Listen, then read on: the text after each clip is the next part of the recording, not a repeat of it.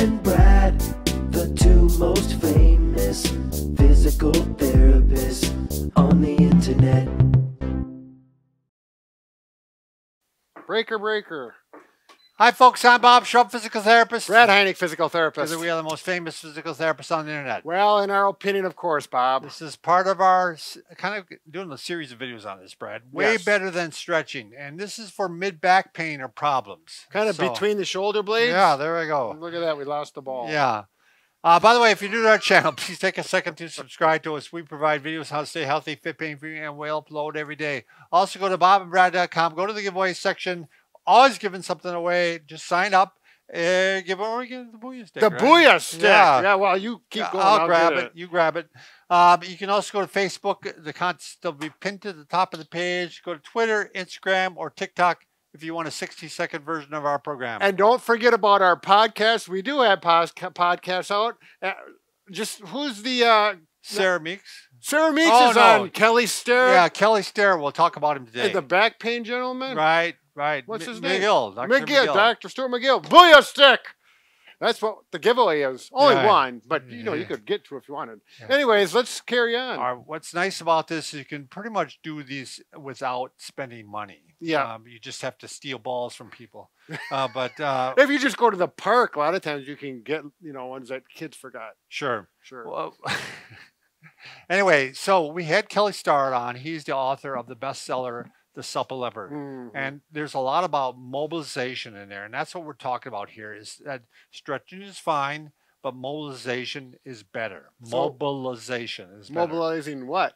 Mobilizing the tissues that we want to mobilize. So not joints. We're talking muscle. Well, soft tissue. Yeah, a little bit of the joints. Okay. Like, for example, today we're concerned about this area here that the rib cage is attached to. Yep. So from here all the way down to here. And let me get this nerve out of the way. Because the rib cage is there, it makes this very stiff and difficult to stretch.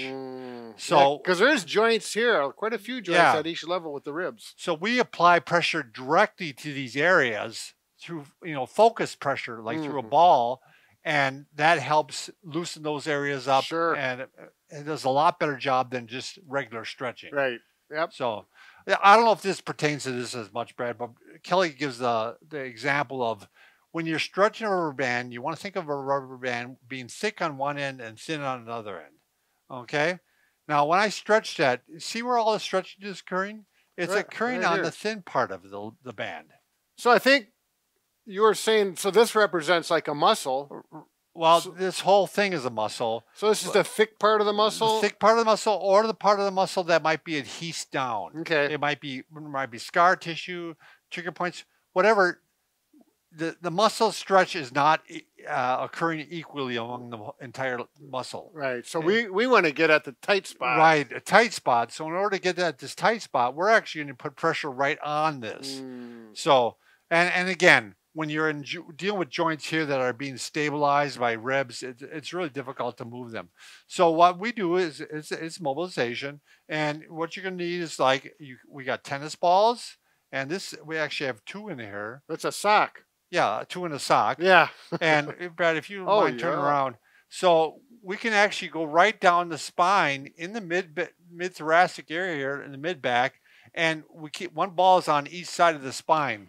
So that if I go back to Sam I am, you can see the spine there, and the balls are right on each side of the spine. Yep. It gives a nice little mobilization to that area. So good.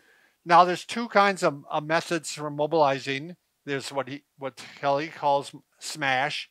And basically, it's just what it sounds like. You're putting pressure right on an area, and you're just sitting there and letting that pressure take hold. So static pressure, not moving, just right on there. And, you know, I've actually felt this myself where the muscle actually releases. Kind of releases that tight spot, and it's like, oh, hurts for a little bit, but after about 20 seconds or so, it releases. So you're looking for the tight portions of muscle, the ones that are tender. If it's not, you probably don't need to do this. Sure. I mean, it's probably not necessary.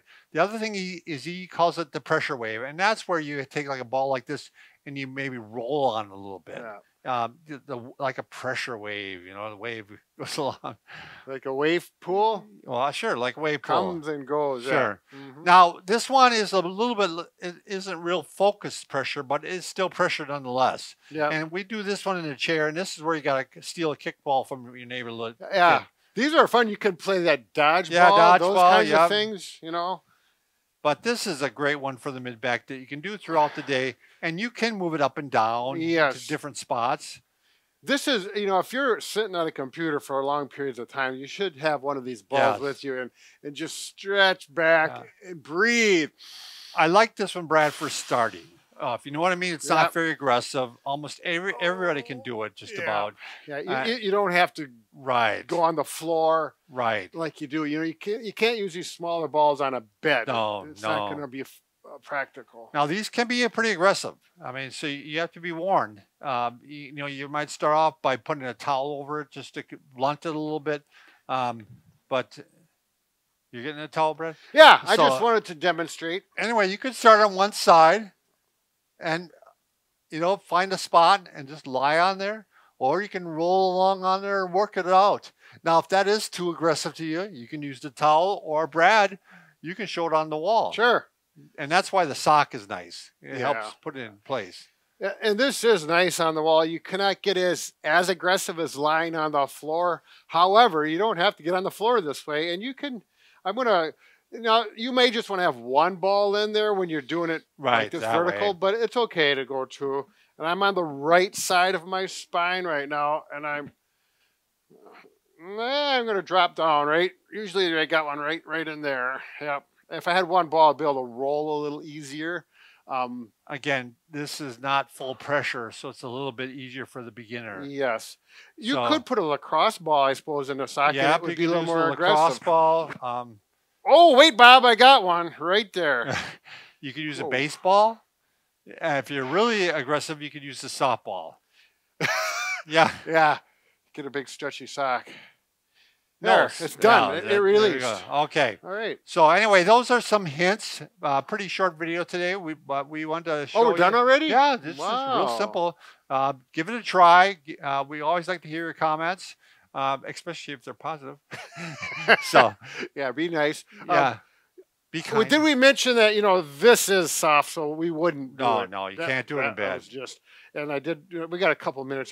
This is the way I always roll up. When I started doing this, I'd take a towel about like this, 4 layers, and then, Oh, on top of the ball. yep, and then put it there. And Yeah. it makes a big difference to get started. And then after a while, this actually feels pretty good once Right. you get used to it. Right. It's amazing how your body adapts. Yep. And it stretches out eventually. Yeah, So so all right, check it out. that's it. That's Okay, it. goodbye. Bye.